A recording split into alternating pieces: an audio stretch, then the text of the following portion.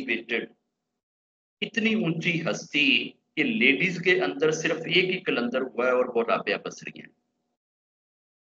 आप ये अंदाजा कर लें कि ख्वाजा मोइनुद्दीन चिश्ती अजमेरी से 8वीं 9वीं पुश्त जो है ना गुरुओं की, उसमें ख्वाजा हसन बसरी का नंबर आता है। और ख्वाजा हसन बसरी के साथ थी अम्मा राबिया बसरिया। आधा नॉलेज अम्मा ने हसन बसरी से लिया है, आधा हसन बसरी ने अम्मा से लिया है। ये दोनों एक दूसरे के टीचर और दोनों एक दूसरे के शागिर्द भी हैं। इतना बड़ा लेवल था। अगर अम्मा राबिया बसरिया आ जाती ना ख्वाजा मोइनुद्दीन चिश्ती अजमेरी के सामने, तो ख्वाजा मोइनुद्दीन चिश्ती अजमेरी अम्मा की जूतियां उठा के सारा दिन खड़े रहते। इतनी बड़ी हस्ती है अम्मा। तो उस अम्मा ने क्या किया है? अम्मा ने वो हंडिया जो उठा के सर से नीचे फेंकी है, क्यों, किस लिए फेंकी है? इस चीज का कोई सबूत नहीं है कि ये वाकई रब की तरफ से। हो सकता है 99.9% रब की तरफ से हो। अगर 0.1% भी हम ये मान लें कि ये सेटन की चाल है, तो आप अगर सेटन की चाल वाला खा लें, सेटन के हत्थे चढ़ गए ना। उस 0.1% डाउट की वजह से हंडिया उठा के बेमा आयल के घी के नीचे तोड़ दी थी कि मैं ऐसे शक में भी नहीं पड़ना चाहती। ये अम्मा की थी। हमें कोई चूंकि ऐसा 100% सबूत नहीं मिलता आकाशवाणी पे या बीएन पे कि जनाब ये जो कुछ हो रहा है ये वाकई ही रब की तरफ से है, इस वजह से आकाशवाणियों पे ट्रस्ट ना करें, आकाशवाणियों को छोड़ दें और आकाशवाणियों के सिलसिले को आगे ना चलाएं। अगर किसी महापुरुष पे किसी वक्त कोई आकाशवाणी आई है, तो वो महापुरुष जिम्मेदार है उस आकाशवाणी का।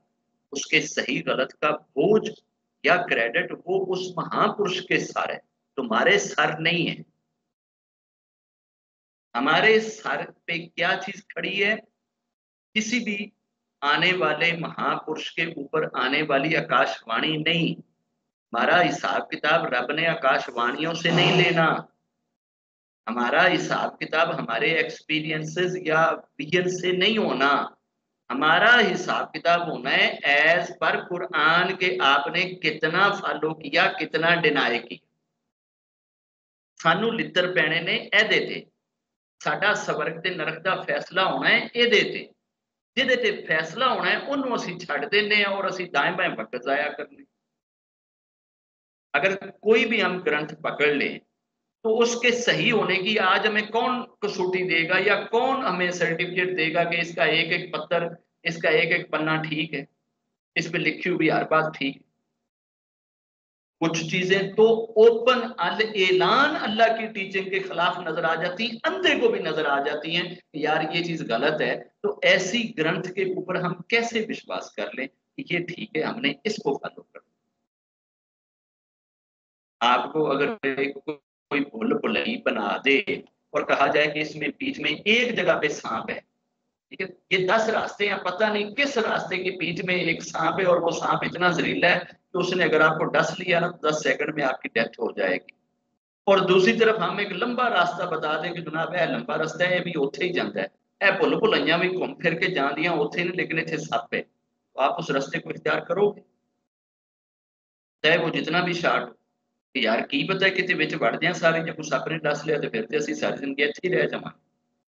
हमें किसी भी ग्रंथ में पड़े हुए उस सांप से खौफ करना चाहिए जो हमारे बलीव को ना कहीं डस ले। ऐसा ना हो कि हमारा बलीव डसा जाए और बलीव में जहर शामिल हो जाए, और बलीव में जहर आ गया तो समझ लो पूरी बॉडी जहरीली हो गई, पूरे कर्म जहरीले हो गए, पूरी लाइफ जहरीली हो। उस चीज से बचने के लिए किसी और दूसरी ग्रंथ के ऊपर ये विश्वास, ये चीज ना रखो। मैं ये नहीं कहता कि जनाब वेद जो है वो 1000% सारे के सारे गलत हैं। मैं ये नहीं कहता गीता सारी की सारी गलत है, मैं ये नहीं कहता मनुस्मृति सारी की सारी गलत है, मैं ये भी नहीं कहता गुरु ग्रंथ साहब सारी की सारी गलत है। अगर बीच में एक विश्वास और बिलीव भी ऐसा आ गया जिसको मानने के बाद आपका फेथ चला गया, तो फिर आप किधर जाओ? आपको कहा जाता है कि ये ट्रक पूरा भरा हुआ है दूध का, ये जो 6 है ना, इनका यार कोई पता नहीं, वो रास्ते में जब ये गुजर रहे थे ना तो ऊपर से पेशाब आ रहा था, पता नहीं किस में छींट पड़ गई हो, बट ये वाला ट्रक तो दूसरे रास्ते से आया, इसमें छींट नहीं पड़ी हो। अब आपका दिल करेगा उन 6 में से कुछ लेने को कि यार क्या पता है किस में छींट पड़ी हो और हमें तो मूत्र पीना पड़ जाए। तो छींट एक भी अगर मिल गई ना तो वो पूरे के पूरे ट्रक को अपवित्र कर देती। जहां एक बलीव भी आपके सच्चे बलीव को अगर खा गया, दीमक लग गई, जंग लग गया, कीड़ा लग गया, तो समझ लो आपका सारा कुछ बर्बाद हो। इस चीज से बचने के लिए मैं कहता हूँ कि बलीव इस पे रखो, इसको फॉलो करो। बाकी आपने स्टडी करना है जितना, पढ़ो, पढ़ने और सीखने में कोई हद नहीं। सीखने की गरज से आप सवाल करते हैं, आप 1001 सवाल करते हैं, आप कुरान पे 1,00,000 सवाल करते हैं, 1,00,000 सवाल करते हैं।